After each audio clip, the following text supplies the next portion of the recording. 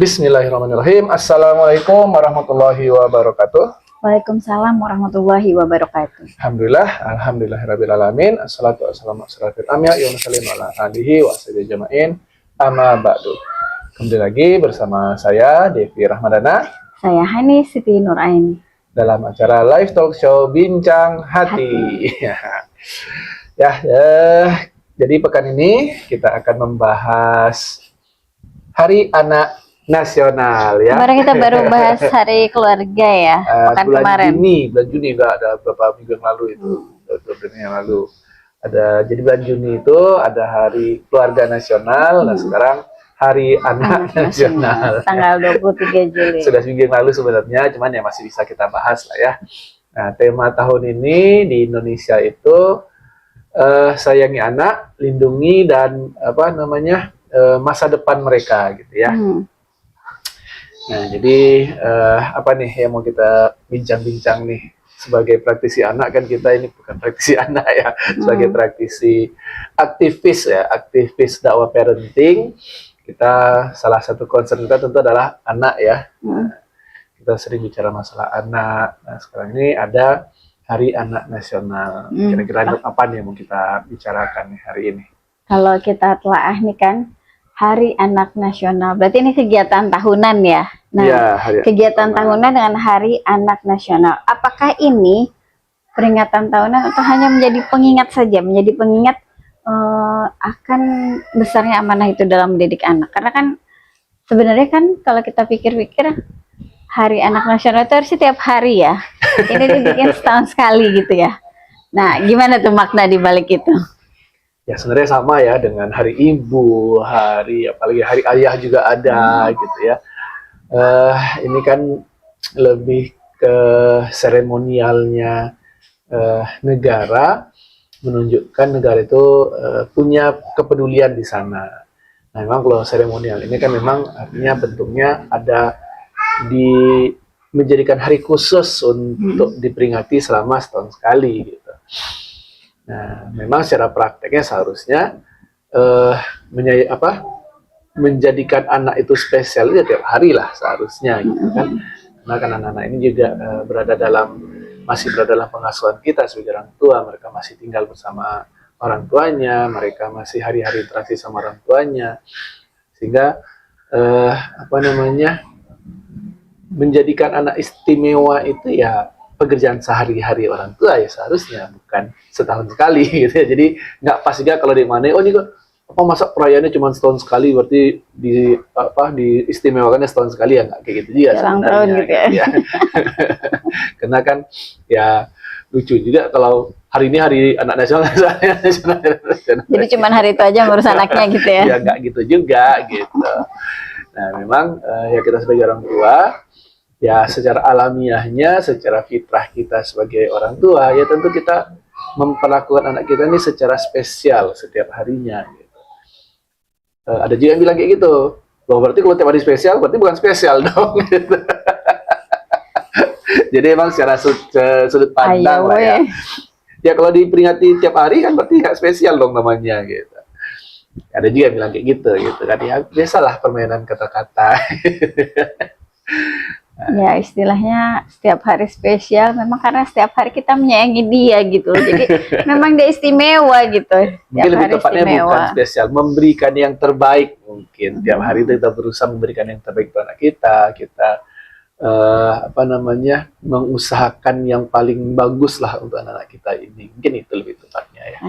Cukup nggak sih kalau dipenuhinya hanya dengan materi dan keinginan aja? Misalnya gini nih, si anak, Ma, aku pengen punya sepeda, Ma, aku pengen punya pengen jajan ini, Ma pengen, pokoknya semuanya keinginan itu dipenuhi gitu. Nah, gimana dengan itu gitu? Apakah menyayangi itu cukup dengan materi dan memenuhi apa yang dia mau gitu kan? Ya, jadi memang sebenarnya kalau kita bawa ke landasan filosofisnya sih. Ya kan istilahnya apa ya? Jadi kita harus tahu kan sebetulnya apa yang benar-benar dibutuhkan anak dalam tumbuh kembang yang sehat. Jadi materi sama keinginan itu kalau dipenuhi semua, itu udah sehat belum sih gitu? Nah, itu dia, kita kembali ke landasan filosofisnya dulu gitu ya. Siap. Jadi kalau kebahagiaan disamakan dengan materi, gitu ya, rasa sayang itu disamakan dengan materi, nah ini kan sebenarnya bukan cara berpikir yang diajarkan di dalam Islam. Nah, artinya ini cara berpikir yang lahir dari pemikiran selain Islam. Betul. Dan inilah sebenarnya kalau kita lihat di dunia Barat, gitu ya, yang memang kehidupannya sangat sekuler sekali, memang itu yang dicontohkan, gitu. Sayang itu dengan pemenuhan materi, bahagia itu kita terpenuhinya materi, gitu. Komunis dan kapitalis ya, bisa memandang materi segala-galanya. Ya. Dan ini juga sebenarnya tidak terkecuali juga di Indonesia, walaupun Indonesia ini mayoritasnya umat Muslim, tapi secara cara pandangnya ternyata lebih banyak mengadopsi cara pandang sekuler, gitu, kapitalis, gitu, sehingga mendudukkan rasa sayang itu ketika kebutuhan materi anak itu terpenuhi, gitu. Dibelikan iPhone lah, dibelikan baju-baju yang paling mahal lah, ya itulah intinya materi. Nah, padahal Islam tidak seperti itu. Nah, dalam Islam ini sudah mendudukkan bahwa rasa bahagia itu adalah ketika Allah ridho kepada kita. Artinya apa? Kalau kita mau memberikan yang terbaik bagi anak kita, ketika kita ingin menunjukkan rasa sayang kita kepada anak, yaitu tentu adalah dengan mengembalikan segala sesuatu itu kepada Allah dulu. Gitu. Nah, artinya pada pemilik jiwa. Nah, pada pemilik jiwa, gitu kan. Nah, kita kan selalu bahas tentang mesin hati, gitu ya. Mesin hati eksistensi, mesin hati kasih sayang, mesin hati penghambaan. Nah, ketika rasa sayang itu hanya muncul secara fitrah anak lahir dari ibunya, itu sebenarnya baru memenuhi mesin hati kasih sayangnya. Supaya lebih tinggi lagi levelnya dari itu, gitu kan. Nah, harus kita kembalikan lagi kepada pencipta kita tadi, pencipta anak kita tadi, bahwa Allah memerintahkan kita untuk menyayangi anak kita. Dengan cara apa? Dengan mengajarkan mereka ayat-ayat Allah, mengajarkan mereka hukum-hukum Allah. Artinya kalau kita sayang kepada anak kita, maka jadikanlah mereka hambanya Allah yang sepenuhnya. Abdullah, gitu. Jadi inilah bentuk sayang kita sebagai seorang Muslim kepada anak kita yang juga kita didik menjadi seorang Muslim yang taat. Kalau hanya sekedar dengan materi itu, ya pemenuhan rasa sayang itu mungkin hanya di mesin hati eksistensi, jadi yang terpenuhi, gitu. Sementara di mesin hati penghambaannya malah seringnya nggak dapat. Padahal itu penting ya, iya, fondasi dasar ya. Nah, tapi kalau kita penuhi di mesin hati penghambaannya dengan sejarah fitrahnya sudah ada di mesin hati kasih sayangnya, insya Allah nanti itu akan lebih kuat, apalagi ketika kita memang mampu juga memberikan kebutuhan-kebutuhan materinya secara cukup, gitu, nggak berlebihan juga, gitu. Apa yang dia butuhkan, bukan apa yang dia inginkan. Nah, kan berbeda, apa antara keinginan dan kebutuhan itu kan berbeda. Betul. Anak butuh baju, ya sudah, baju yang menutup aurat, yang bersih, rapih, cukup, gitu. Nggak perlu juga yang pakai benang emas, gitu kan. Itu keinginan ya, tambah benang emas, bedanya harus kayak gimana, harganya harus sekian. Atau ya sekali-sekali kalau untuk anak yang masih kecil masih oke lah ya, anak pengen baju princess, gitu kan, kita belikan, gitu. Tapi ya bukan kita jadikan itu sebagai standar rasa sayang kita kepada anak. Ketika anak mulai berlebihan, mah pengennya yang sayapnya 5 meter, gitu. Pengen pakai emas. Pengen yang benangnya emas, yang gini-gini, ya hal kita juga harus narik batas akhirnya kan. Nah, itu tidak diperlukan, gitu. Yang kayak gitu nggak perlu, gitu. Nah, kita mampu untuk membatasi anak dalam hal eksistensi yang berlebihan, kita lebih kuatkan di penghambaannya. Itulah sebenarnya rasa sayang kita yang di mesin hati kasih sayang itu yang paling sesuai fitrah itu sebenarnya. Masya Allah. Nah, lihat perkembangan zaman sekarang nih, kan begitu gaya yang hedon, begitu menjiwai anak-anak remaja, terus gaya yang selalu ingin aku lebih dari segi materi, gaya yang pengen bergaya hidup Korean style, gitu, dari segi make upnya, fashionnya, dan segala macam. Ancaman apa yang sedang dihadapi anak-anak kita zaman sekarang nih? Terus apakah dengan kita sebagai orang tua dapat melindungi mereka ya, dari segi hatinya, pemikirannya, imannya, gitu ya, dari segi akhlaknya, gitu. Jadi emang ini ini masih poin melindungi tadi ya. melindungi anak dari ancaman kehidupan zaman sekarang gitu ya. Medsos ya kan begitu terbuka luas, pergaulan kita kenal dengan orang mana yang entah berantah baik apa enggak ya. Banyak kan yang terjerumus karena perkenalan di Facebook misalnya ternyata ketemu orang jahat gitu ya. Itu banyak sekali kita dengar sampai mutilasi lah segala macam ya. Ini juga tadi kan lagi ngobrol-ngobrol ya kan, lagi usianya melepas anak kuliah. Iya, itu luar biasa tuh melepas anak kuliah. Nah, jadi kekhawatirannya sama gitu. Apakah sudah bisa nih anak dilepas nih, sementara di luar sana itu LGBT lagi marak di setiap kota gitu ya, sampai di depan mata gitu ada juga. Ada juga tadi bilang anaknya gampang terpengaruh sama pergaulan gitu kan. Jadi sebenarnya apa yang bisa kita lakukan sebagai orang tua untuk membangun benteng hati sehingga kita mampu memberikan perlindungan itu kepada anak. Kalau masih kecil itu kan kita memang melindungi anak secara fisik kita langsung gitu ya. Kita jauhkan dia dari bahaya gitu kan. Gitu. Kita gendong dia, kita berikan dia rumah yang layak yang bisa mencegah bahaya masuk ke rumah gitu. Namun ketika dia sudah keluar dari rumah, bergaul sendiri ya. Kalau bahasa teman-teman tadi itu kan kuliah itu akhirnya meninggalkan rumah gitu. Kalau kita SMP udah meninggalkan rumah gitu ya, lebih cepat gitu. Makanya kita jauh udah lama gitu kan, dari anak usia 12 tahun ya udah lepas ya. 12 tahun lah kurang lebih. 14. Iya. Dan Dija kan tingkat kedua SMP. Ya. Padahal mondoknya sebelum itu juga 12 tahun. Dija 12 tahun juga sebenarnya, cuman kan masih di Pekanbaru sama. Jadi sama-sama SMP. Jadi memang 12 lah. Cuman nggak nyampe 12 tahun lah ya nemenin anak-anak nih untuk kebersamaannya sehari-hari. Itu pun nggak full juga, dia di sekolah berapa jam, apalagi kalau udah SD. Jadi ya di rumah itu memang udah setengah hari minim luar, gitu. Ya udah minim banget. Itu pun udah setengah harinya tuh udah sama tidurnya, udah sama interaksi yang benar-benar berkualitasnya mungkin sedikit gitu ya, terbayang lah. Apalagi kalau udah mondok gitu, ini udah kuliah nggak ketemu sama sekali, misalnya berbulan-bulan gitu ya. Bertahun-tahun.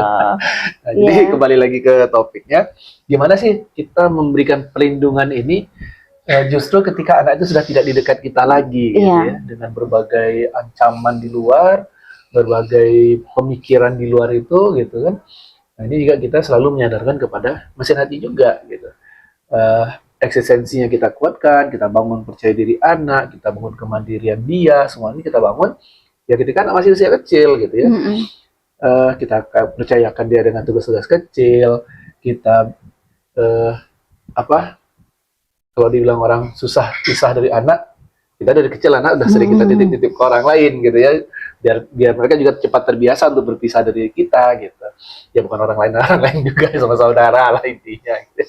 Kalau diajak saudara, itu juga gitu, kalau diajak ya itu kan salah satu syaratnya gitu, ada ajakan juga gitu, bukan kita membuang anak. Ya intinya ya di sekolah juga ada program abit mereka gitu kan, sekali sepekan itu tidur di sekolah gitu. Nah, jadi kita bangun rasa percaya diri anak, kita bangun kemandirian mereka, kita kuatkan mesin hati eksistensinya, itu yang pertama. Lalu mesin hati kasih sayang. Nah inilah momen-momennya gitu ya, apalagi di usia bayi, usia TK, usia SD awal gitu ya, memang anak tuh memang masih menganggap orang tua itulah dunianya gitu ya. Dia belum melihat teman-teman itu sebagai dunia yang barunya gitu, masih menganggap orang tuanya nih dunia dia gitu. Puas-puaskanlah di sana gitu, kita menyayangi dia, kita bangun komunikasi yang lancar sama anak, kita ajak mereka bertukar pikiran, berdiskusi, mencari tahu apa yang mereka suka, kita sampaikan juga kisah-kisah kita waktu tumbuh besar juga dulu seperti apa gitu kan. Pokoknya jadikanlah mereka itu teman bicara kita gitu, jadikan mereka itu benar-benar teman bermain kita gitu, sehingga kedekatan itu benar-benar terbangun kepada diri anak, kepada orang tua, sehingga ketika mereka keluar pergi dari rumah itu, ketakutan gampang terpengaruh sama teman itu akan lebih bisa diatasi gitu. Karena dia udah istilahnya, dia sudah mandiri, dia sudah punya pegangan, udah punya saringan. Jadi kalau misalnya ada dampak pergaulan yang enggak baik, dia pasti akan menimba ini baik apa enggak, salah apa enggak gitu ya.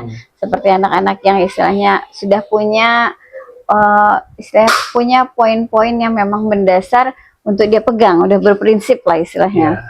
Nah, jadi jadi gini, kalau kasih sayang itu kurang, hubungan kasih sayang itu, kedekatan secara manusia itu kurang anak dengan orang tua, dia akan mencari hubungan itu ke luar gitu kan, ke teman-temannya paling dekat akhirnya gitu. Ya kalau temennya baik. Nah itu dia, gitu kan. Yang dikhawatirkan tuh kan itu terpengaruh oleh teman-temannya gitu. Menjerumuskan. Nah, tapi kalau dia dekat sama orang tuanya, lalu kata orang tuanya, nak, nanti kalau sudah pergi jauh, nggak boleh merokok ya, misalnya, nggak boleh minum minuman keras ya, nggak boleh bergaul dengan lawan jenis yang berlebihan ya, hanya dalam bentuk belajar saja atau gimana gitu kan.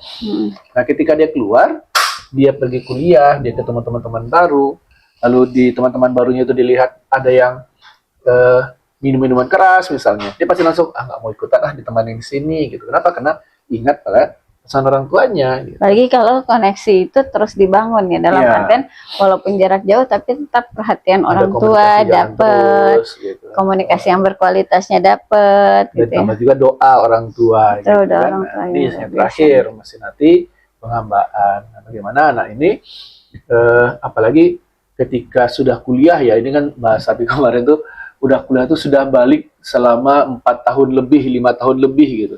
Jadi nggak ada lagi istilah baru belajar dewasa, tuh nggak ada. Karena ya anak-anak ini kan sebenarnya pas masuk SMP itu sudah pada balik kan, terbagi anak-anak perempuan ya, anak perempuan sekarang tuh udah cepat 5 SD, 6 SD itu udah balik gitu. Udah balik. Nah, mungkin kalau anak laki-laki mungkin di kelas 1, kelas 2 paling lama gitu. Tapi mereka sudah balik di usia SMP, lalu SMA 3 tahun, kuliah. Jadi minimal itu 4 tahun itu udah dewasa gitu. Jadi makna dewasa di sini itu kan akil balik. Akil balik itu maknanya sudah mengenal siapa penciptanya dan apa aturan-aturan yang diturunkan pencipta kepada dia. Jadi dia hidup itu sudah dengan aturan penciptanya, sudah hidup dengan aturan dari Allah. Nah, ini yang kita tanamkan kepada anak kita. Kita kuatkan hubungan dia kepada Allah, rajin ibadahnya iya, taat pada aturan-aturan Allah iya, menjauhi larangan-larangan Allah iya juga. Jadi ngelepas tuh enak gitu. Dia tuh udah punya, yang bilang tadi, udah punya standar hidupannya, sudah tahu jelas benar salahnya yang mana. Kita udah nggak perlu terlalu banyak ngajarin. Kita cukup bilangin, ingat syariat ya nak ya. Ini kalau misalnya dia bertanya, boleh nggak kayak gini? Syariat bilang kayak gimana? Oh iya kayak gini. Oh ya udah, tinggal jalankan aja lagi gitu.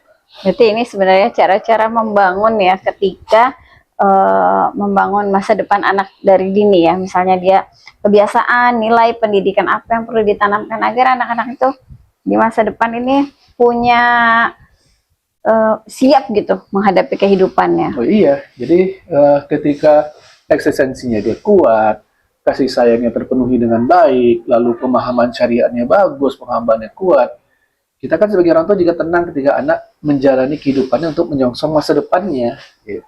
Dia butuh lingkungan yang kondusif juga ya, untuk bisa support semua itu berjalan dengan baik ya. Teman-teman yang baik, jamaah yang saling support. Jadi bukan masalah, wah nanti profesinya apa, nanti dia bakal kerja jadi apa gitu. Bukan itu yang paling penting sebenarnya. Tapi bagaimana dia punya rasa percaya diri yang kuat, kemandirian bagus, punya yakin dia disayang orang tuanya sehingga dia meninggalkan rumah itu tenang, lalu dia menjalani kehidupan itu, dia udah tahu benar salah menurut Allah itu yang mana. Jadi enak dia menjalani masa depan dia itu gitu. Mungkin dia akan menemui kegagalan-kegagalan, tapi karena yakin kepada takdir Allah gitu kan. Husnuzon terus ya sama apa yang Allah turunkan gitu buat dia. Lalu ketika dia merasa letih, lelah dengan dunianya, dia nelfon orang tuanya gitu. Pengen dicas dulu, pengen pulang dulu, dia tinggal pulang aja gitu. Dia sampai di rumah, dia disambut dengan baik, dia merasa nyaman di rumah gitu. Bukan pulang-pulang rumah malah makin panas gitu. Malah debat gitu ya, di rumah malah berantem. Malah dicaci maki, kok kuliahnya segala macam berantakan gitu kan. Padahal dia lagi pengen disayang-sayang, dia pulang dia. Jangan direcokin aku. Nah, ketika dia menjalani kehidupan itu seperti itu gitu kan ya, akhirnya apapun masa depannya nanti itu dia bisa jalani dengan yakin, dengan mantap, dengan tenang gitu. Sehingga masa depannya itu ya kita kembalikanlah kepada Allah. Kan masa depan itu ya milik Allah kan gitu. Kita nggak tahu masa depan itu seperti apa. Akhirnya kita kembalikan masa depan itu kepada Allah. Dia yakin apa yang Allah berikan itu adalah yang terbaik, dan dia akan bisa menjalani dengan baik juga. Masya Allah, itu yang luar biasa ya. Nih setelah kita diskusi ini kan udah terbayang nih apa aja yang mau dikerjakan gitu ya untuk anak-anak kita, apa aja yang mau dipersiapkan sehingga mereka bisa dilepas ke dunia bebas gitu ya kan. Nggak mungkin kita kurung terus anak-anak nih kan, kan mereka harus bersosialisasi, menemukan jodohnya gitu kan, berkeluarga, terus dia harus juga mencari kerja atau mungkin jalan-jalan kayak kemana, itu kan nggak akan mungkin selalu di lingkungan rumah gitu kan. Nah seandainya itu semua tuh sudah kita jalani ya, terus kita misalnya ingin setelah mendengarkan semua diskusi berdua nih, sekiranya jika ada satu hal yang ingin mulai diubah setelah diskusi kita kali ini, apa kira-kiranya langkah pertama yang perlu dilakukan untuk anak-anak kita di rumah ini?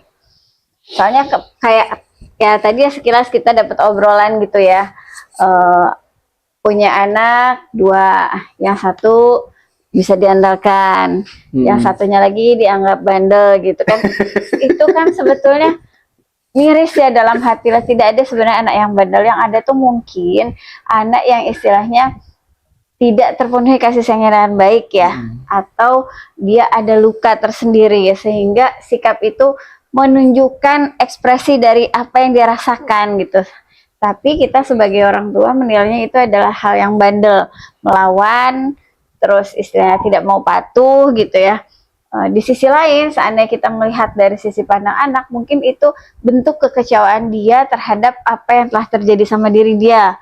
Jadi ketidakpuasan terhadap orang tuanya akhirnya dia tumpahkan dalam bentuk kebandelannya. Nah itu gimana tuh? Jadi langkah apa yang harus kita lakukan setelah dapat penjabaran ini kira-kira yang terbaik gitu, sehingga anak-anak bisa dekat lagi sama kita, bisa dapat quality time. Jadi kita pulang kerja itu mikir ke rumah itu nggak cuman mikir istirahat aja, tapi berpikir gimana caranya senda gurau dulu sama anak-anak. Tapi khawatirnya itu nggak didapat, akhirnya tidur cepat gitu biar istilahnya hari segera berlalu. Padahal mungkin anak-anaknya masih membutuhkan perhatiannya gitu kan.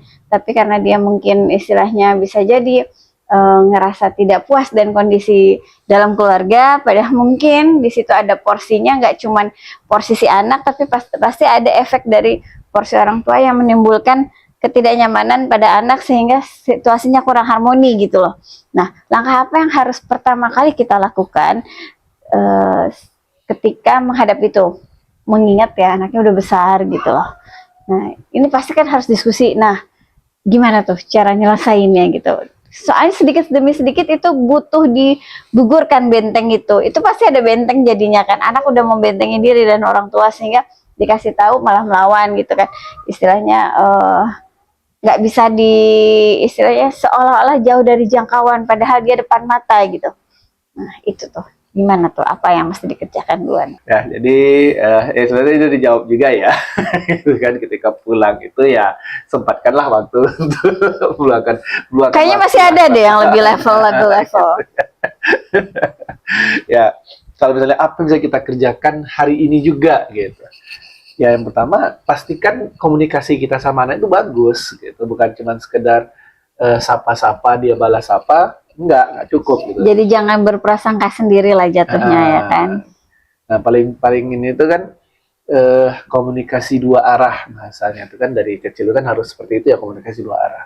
Nah ketika anak sudah dewasa pun gitu harus terjadi juga tuh komunikasi dua arah, walaupun mungkin gayanya berbeda-beda gitu ya. Ada yang butuh suasana, ada yang butuh dikasih makan dulu, ada yang butuh waktu gitu ya. Dia butuh waktunya mungkin jam sekian baru enak ngobrolnya gitu. Mungkin beda-beda setiap anak. Tapi kita harus cari nih sebagai orang tua kapan waktu kita bisa ngobrol enak sama anak, saling komunikasi dua arah. Kita ngobrol, dia ngasih feedback, terus dia bertanya juga, kita kasih feedback. Jadi bukan yang sekedar satu arah gitu ngobrol itu, bukan hanya sekedar asal dijawab dengan sopan, dianggap sudah aman segalanya, enggak.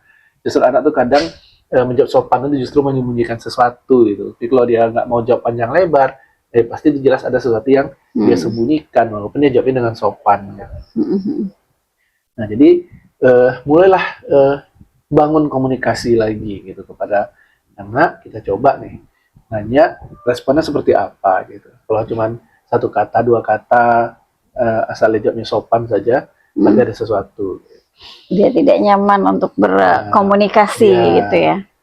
Nah, kalau di beberapa konten itu kan ada bahasa itu gini, semakin aneh-aneh kelakuan anak, gitu ya. Semakin ada sesuatu dia.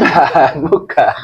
Justru dia semakin merasa nyaman sebenarnya dekat orang tuanya. Gitu. Ketika kelakuannya tuh yang kayak gazi gitulah, kayak gazi gitu, yang gitu kan. Sebenarnya dia merasa nyaman dekat orang tuanya. Gitu. Nah, ekspresif maksudnya kan, semakin gitu. ekspresif Semakin anak, sebenarnya dia sedang merasa nyaman. Nah, sebenarnya dia merasa nyaman. Artinya apa kebalikannya? Kalau anak sudah menjaga ekspresinya banget depan jaim kita, gitu ya, jaim. Nah, dia ada sesuatu tuh. Gitu. Jaim. Ya, ngobrolnya seadanya, secukupnya gitu. Karena itu berarti ada sesuatu. Nah, jadi cobalah dibangun kedekatan di keluarga itu sampai anak itu ngerasa sebebas-bebasnya untuk berekspresi di depan kita. Ya mungkin beda usia, beda ekspresinya gitu ya. Udah dewasa mungkin cara berekspresinya juga udah berbeda dengan lebih banyak berkomunikasi. Kalau yang kecil mungkin masih teriak-teriak ekspresinya gitu kan. Hancur-hancurin barang gitu kan. Nangis-nangis. Ya bakis gitu kan. Tapi ketika sudah dewasa, dia bisa mengekspresikan dirinya dengan bicara panjang lebar sama orang tuanya, bisa lepas diskusi, nangis depan orang tuanya juga. Saya kan banyak juga nih cerita nih, kayak misalnya usia-usia SD gitu kan misalnya. Terus ada kayak yang pernah dialami juga lah ya.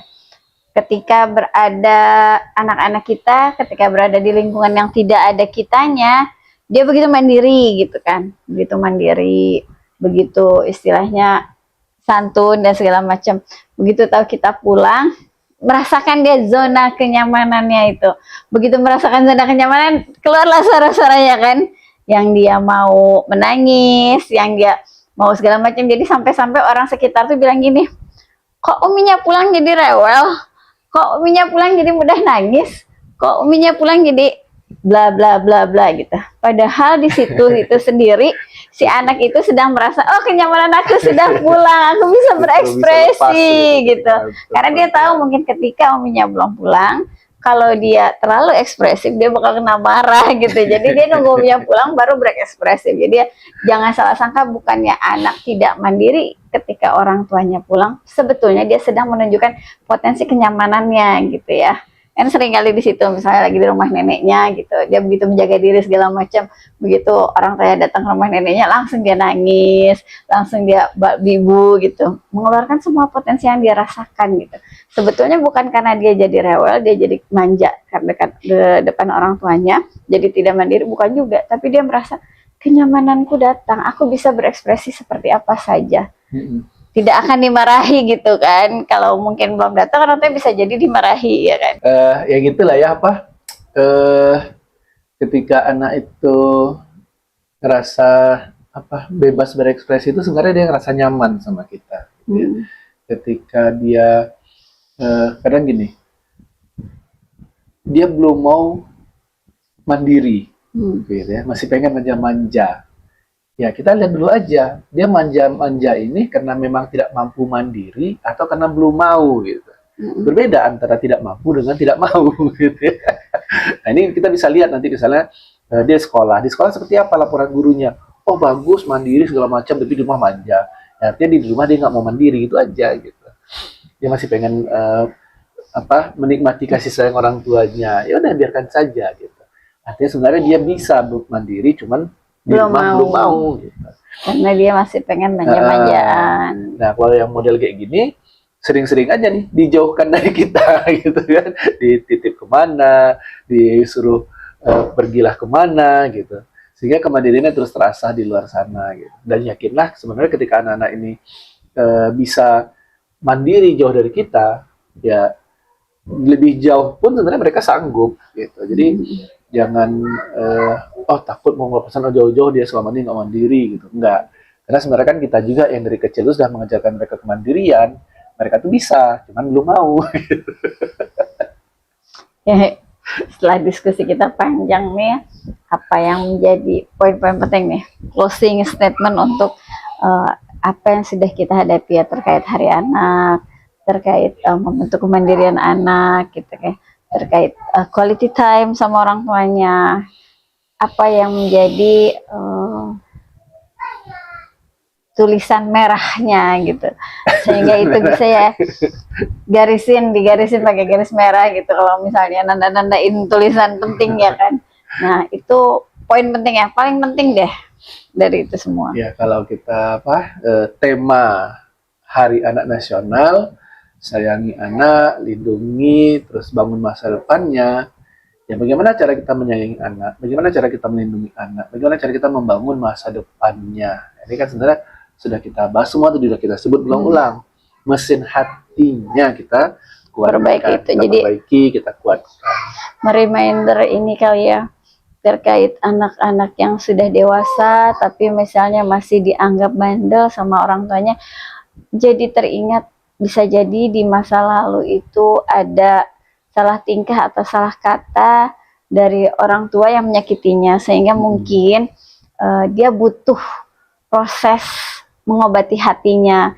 Jadi orang tua jangan lupa ketika itu terjadi ya, ajak diskusi anak, ajak komunikasi, jangan lupa dia minta maaf terutama, karena pasti luka besar itu muncul karena dulu pernah diperlakukan tidak sesuai dengan keinginannya dan dia marah gitu. Jadi ya kelihatannya bandel padahal bukan bandel, tapi dia sakit hati sebetulnya, tidak menerima. Betul, dia pengen lebih dapat kasih sayang yang lebih dari sebelumnya, dan dia juga butuh pengakuan gitu kalau waktu itu orang tuanya salah gitu. Itu sih yang dirasa ya paling penting kalau untuk membangun komunikasi lagi biar bisa runtuh itu benteng-bentengnya gitu.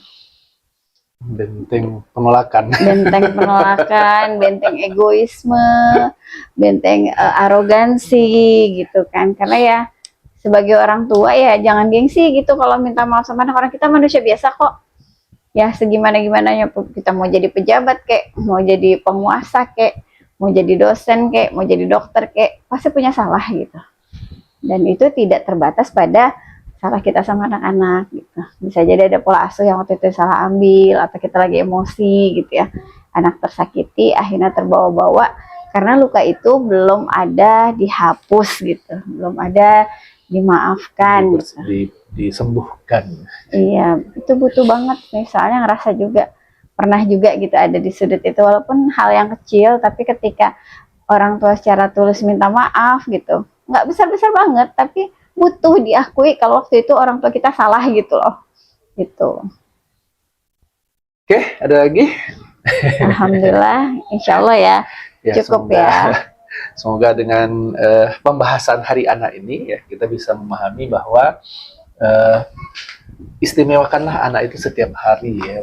Berikan yang terbaik lah lebih tepatnya gitu. Kalau dibilang istimewa tiap hari, nggak ada yang istimewa dong gitu kan. Berikanlah yang terbaik setiap hari. Kalau rasanya hari ini bisa lebih baik lagi, berikan lebih baik lagi kan gitu.